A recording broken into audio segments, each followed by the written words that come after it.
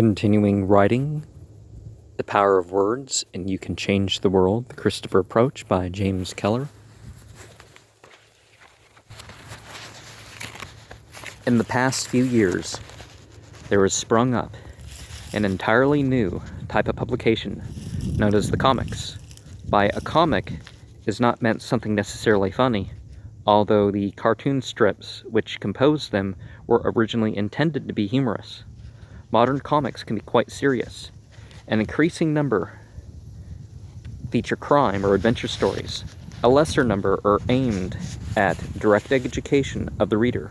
Labor unions and religious groups publish comic books whose purpose is as serious as life itself.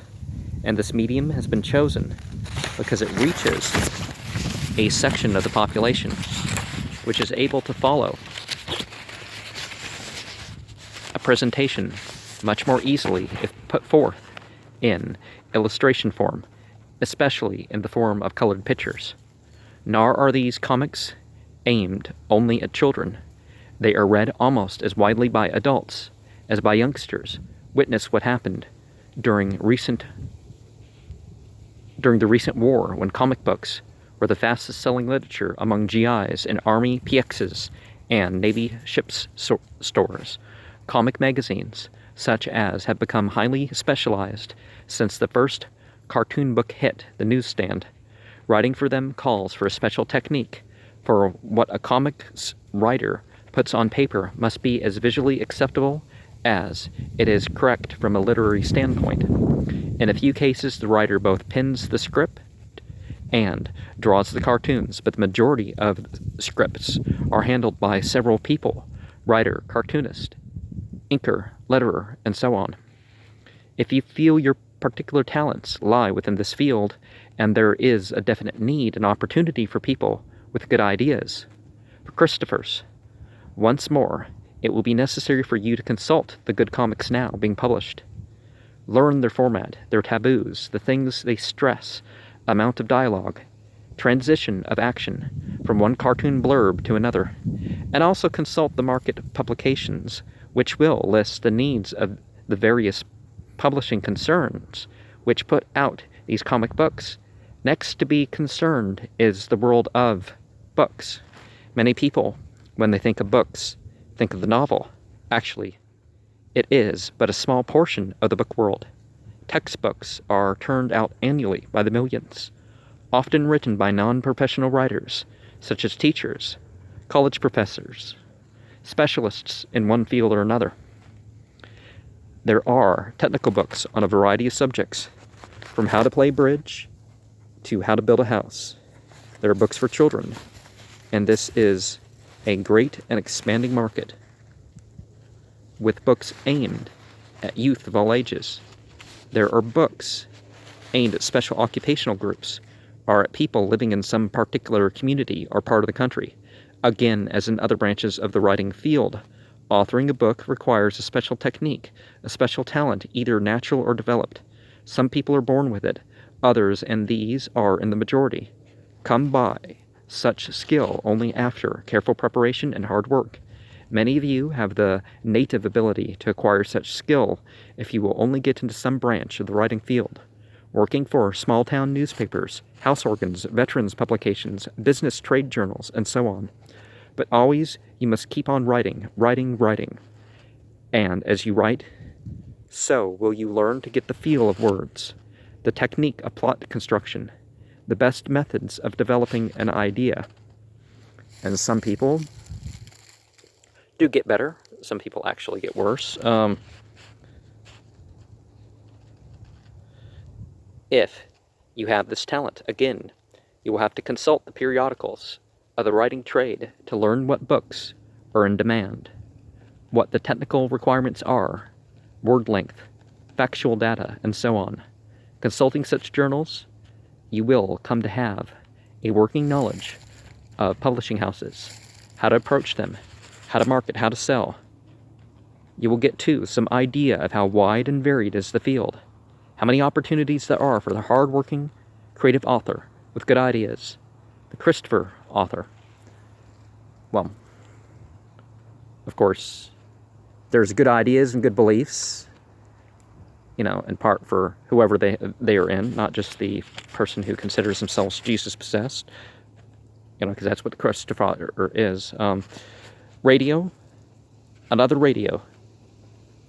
Although radio is a comparatively recent creative medium, whose career covers just over a quarter of the century, yet in the course of any single day, many people pick up more ideas out of the air than they do from the pages of a book or magazine or newspaper.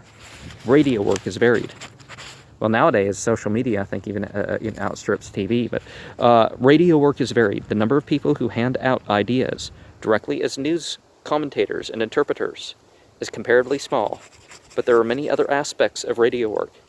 There are the scriptwriters who pen everything from detective dramas, adventure serials, human interest playlists, on-the-spot interviews, to the much-discussed soap operas. There are playwrights who prepare the more pretentious radio drama shows. There are the staff writers who fill in the dialogue breaks between orchestral or vocal interludes on all musical programs. There are the comedy scripters and gag men. There are the announcers and the newscasters who give routine reporting on the significant events of the day. For you, the beginner who wants to get into radio, the same preparation must be made as for other writing fields. You must have, or at least acquire, a working knowledge of the craft. You may have to start out at the very bottom, perhaps as a receptionist in the offices of some broadcasting studio, or as a secretary or clerk, in order to learn your way around. If you have some writing background, however, there's always the possibility of getting into the field and of developing a new type of radio program, a new format, a different kind of ether character. With small-town newspapers or small publications, there is a better chance of starting out on some radio station where conditions will not be so hectic as they too often are in the major broadcasting chains. By surveying the field, following the market, through radio trade publications, and developing your writing skill at every opportunity, you who make the world of words, your career will acquire a fairly good working knowledge of where you can best fit into the broadcasting picture. You will also have the technical equipment to make good once you get your chance. And speaking of getting your chance, just recently has been opened up a brand new phase of the entertainment business, television. It is still in its swaddling clothes, so to speak, and the people who are in it at the moment usually confess that they are only feeling their way around, learning the angles, just as they and the predecessors had to do when radio first became popular. If there ever was a field, both literally and figuratively, provided a chance to get in on the ground floor and grow with it, that field is television. Well, now it's social media, but yeah. And when the people with good ideas do get in, another tremendous step forward will have been taken in shaping our society to the pattern of a better world. An ever closer relationship is developing between television and motion picture and the theater. Years ago, when motion pictures were first made, the problem and the opportunities fairly closely paralleled those which confront the television industry today. But the film business has come a long way since the first Nickelodeon had people whispering excitedly about the pictures that actually moved. Now, Nickelodeon, the television station, was quite a ways off from this, but and that's kind of fallen in different ways, hasn't it? The motion picture industry today is a field of specialization from script girl to film cutter to top flight director. For an amateur writer to break in with a bang, to take the film capital by storm, is a rare exception, and unless you have an agent, if you attempt to crash filmdom's gates by long distance via an unsolicited movie script, you will find that all the major studios return such manuscripts unopened for fear of lawsuits involving a charge of plagiarism. Yet, you can make a place for yourself in Hollywood if you are willing to start low and work up. To get any job in any field, you have to be on the spot. You have to be there where people can personally evaluate your ability and potentiality before they hire you. And just as a person who wants to be a cook has to start to work in the kitchen, doing any one of a variety of lesser tasks, if you want to make motion pictures your field, you will have to get into the industry first and go on from there. With God's help, your own natural or developed talents will provide the impetus to further advancement. If you were a fisherman, you would have to cast your bait into the water to catch fish. If you want to break into motion pictures, you will have to put yourself in a position where your skill can eventually be recognized. Not every fisherman or writer will be successful, but if you don't make the attempt in the proper place, you'll never have even a chance of reaching your goal. With an estimated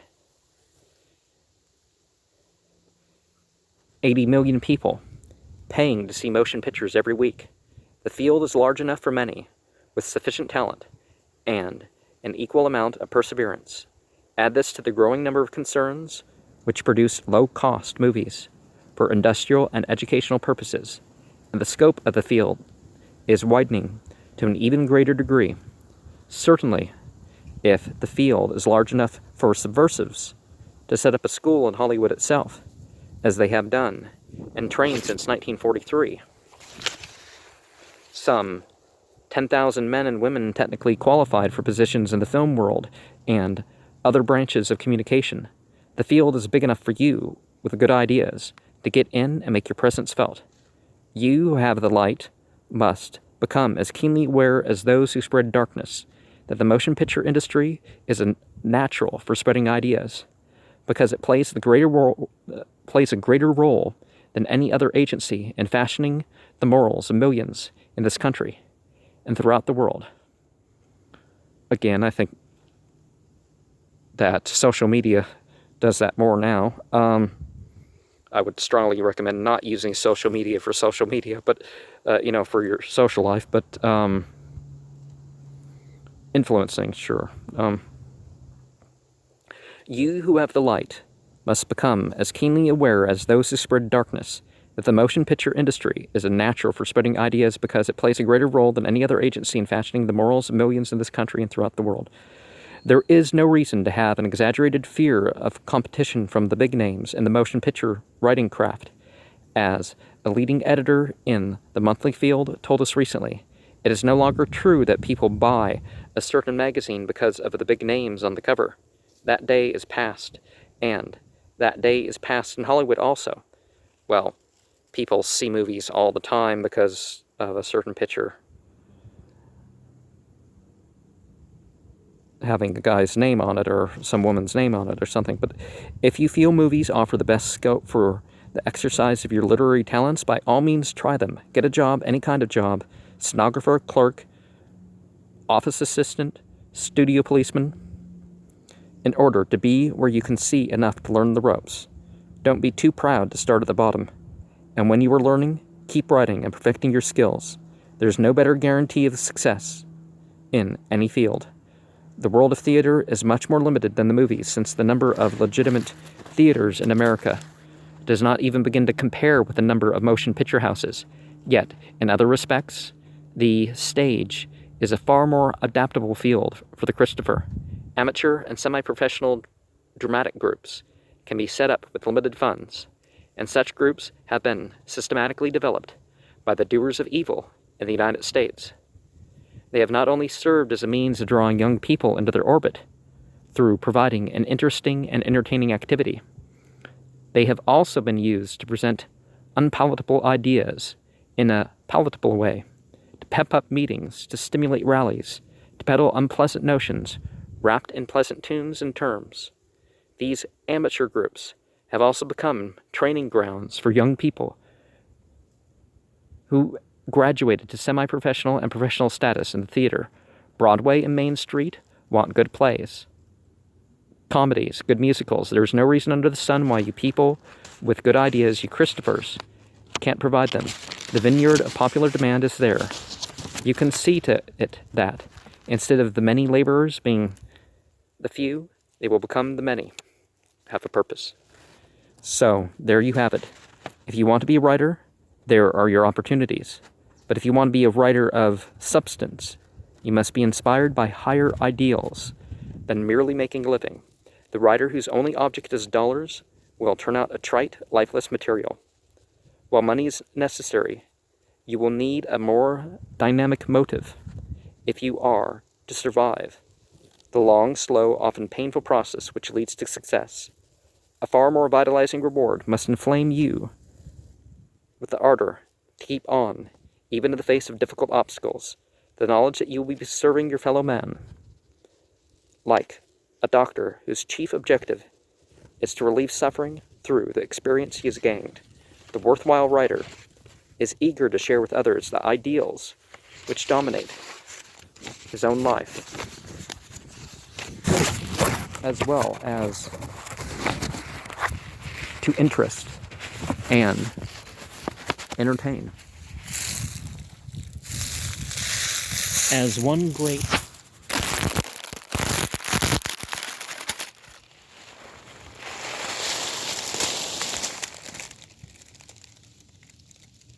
editor says, writers come from persons who have a story to tell, who are imbued with the desire to cause others to think as they think. If you have a purpose, therefore, you have a strength. Set your standards high. You will find deep satisfaction in work well done. You will be thrilled to explore and master new techniques, and possibly to start new trends in the craft of writing. As a Christopher writer, you can bring the basic principles of Christ into literature with the same zeal, the same skill, the same perseverance which his enemies used to exclude him. And because you are a Christopher, you can interpret human existence more faithfully.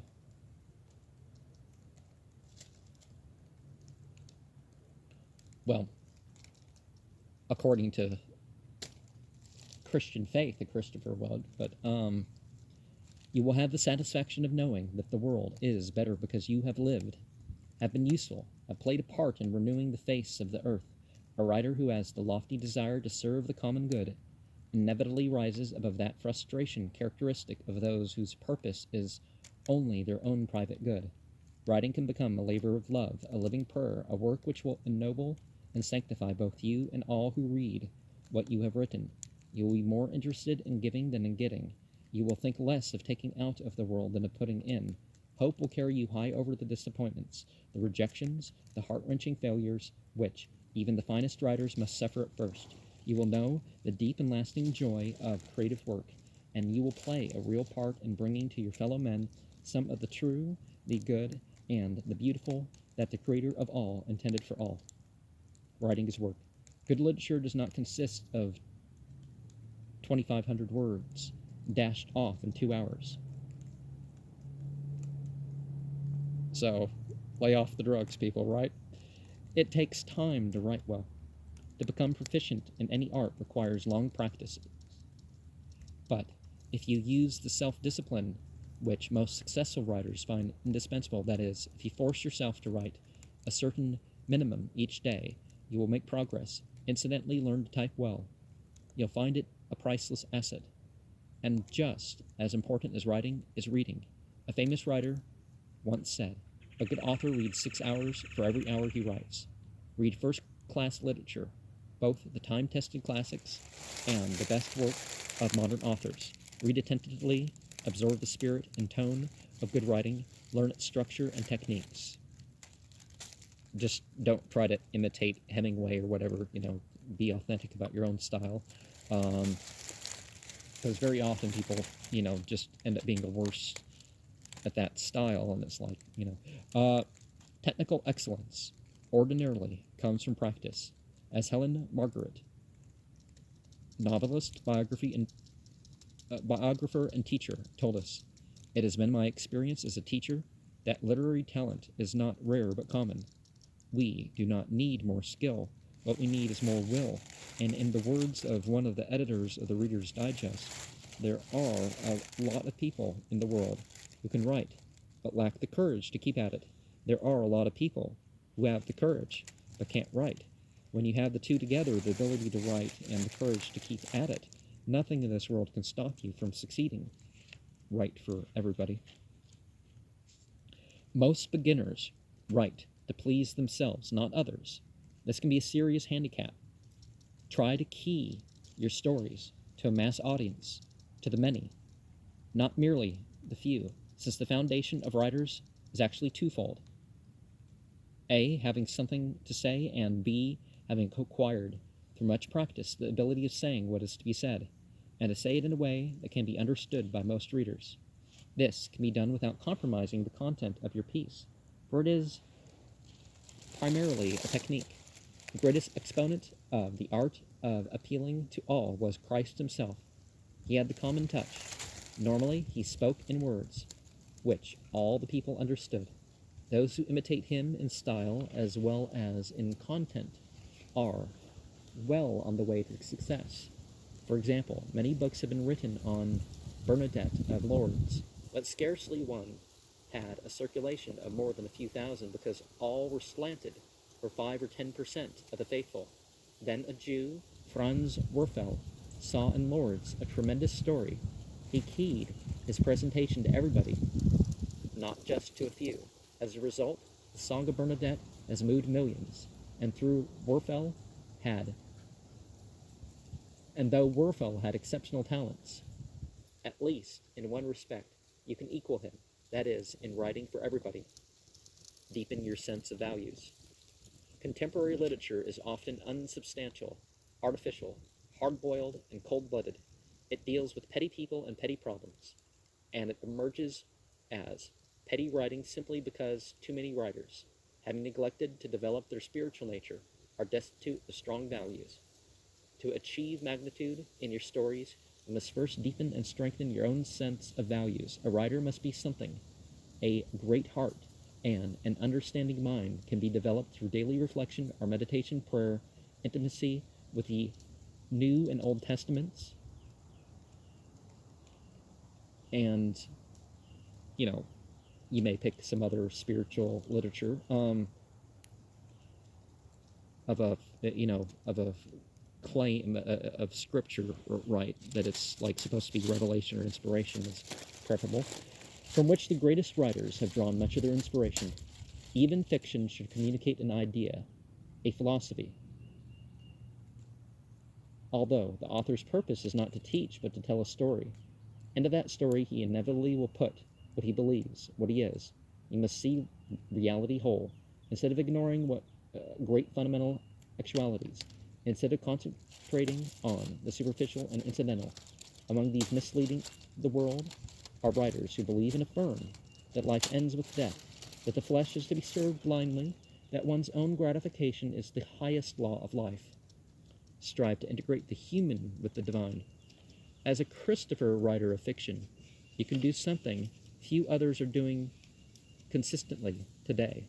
Not merely can you tell people how life should be lived, you can show what life really is, like the manufacturer's book of specifications and directions found in the glove compartment of a new car.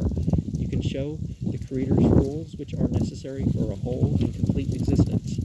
You must know the basic laws of human life before you can authentically depict character and the reaction of character to a situation, the source of dramatic conflict, and the enrichment or impoverishment of character wrought by dramatic conflict.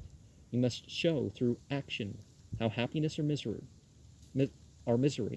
inexorably results from certain modes of action, how particular characters motivate specific kinds of action which change lives and the lives of others for better or for worse. Truly realistic writing, in which the protagonists themselves push the action forward, is characteristic of great novels and stories. We associate this method with Thackeray and Dickens at their best, with Undset, Tolstoy, Dostoevsky, and others. It is in the best works of Graham Greene and Richard Sullivan. Many of Willa Cather's novels are Christian, not only in outlook but in characters, theme, and background. Even in such a non-religious book as A Lost Lady is this Christian point of view evident. Writing in Life magazine some time ago, Evelyn Waugh nailed his own colors to the mast. I believe you can only leave God out by making your characters pure abstractions. So in my future books, there will be a preoccupation with style and the attempt to represent man more fully, which to me means only one thing: man in his relation to God. If you agree that writing should be deeply significant, but still doubt whether editors will buy such work, listen to what one of the most eminent editors in the country has told us. What makes quality in a piece of writing? The thing that makes pieces of writing dry as dust is lack of faith. Whenever a thing with faith, written with talent, is printed, the public will buy it. Excellence in writing comes from a reaffirmation of universal truth. The reason there is special hope for the Christian writer is that he is faith, the element that is missing in other writers.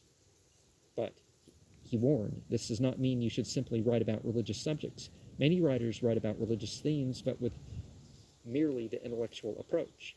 They give the impression, perhaps, that these things do not really mean much to them. That kind of writing does not attract readership. You must write with faith, a spirit of faith, not merely about faith. And then your writing will be avidly read. Learn to like people. The more you move along people, the more inspiration, warmth, and compassion will characterize whatever you write. You will be convinced of at least the potential dignity of every man, of a lingering nobility in even the so-called dregs of humanity. You will know that every man, no matter how mean or hateful, remembers real love and craves it from others. If you have a consuming love for all men, not just for a few, if you are writing for everyone and not just for some, your writing will have warmth, friendliness, and humaneness, which will appeal to all. Each time you find yourself stretching to the measure of Christ's sympathy and affection for all, you too will glimpse God's image in every person you meet and will reveal that insight in the things you write. Now the Bible kind of, what about, he's going to, Matthew 7:21 to 23,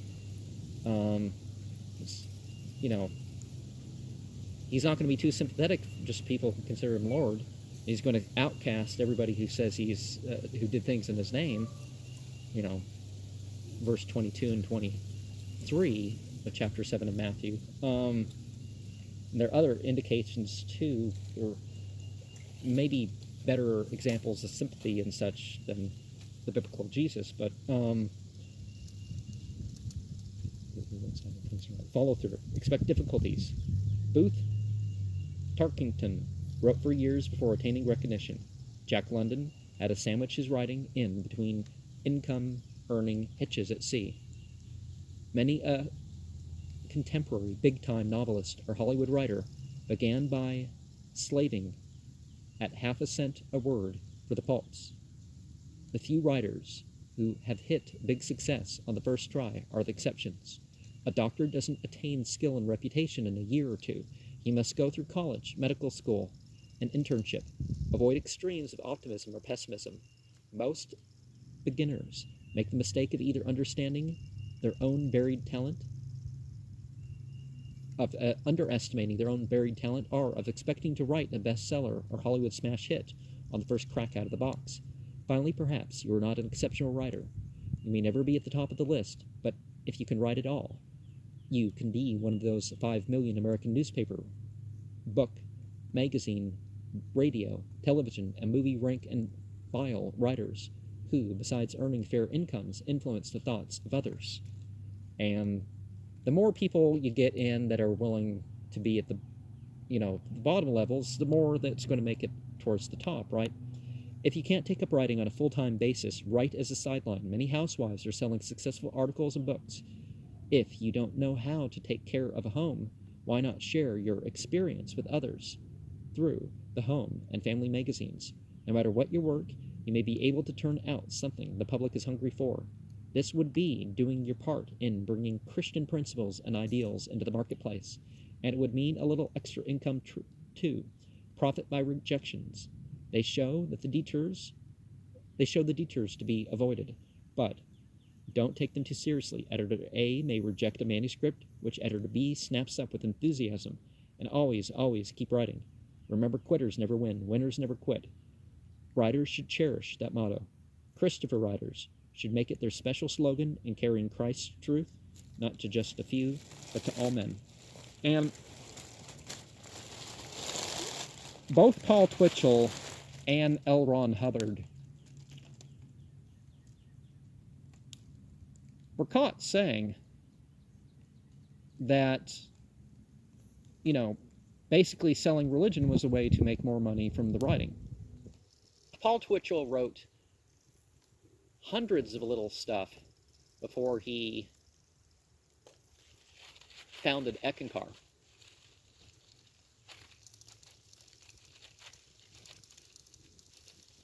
And then he made more money selling his writing.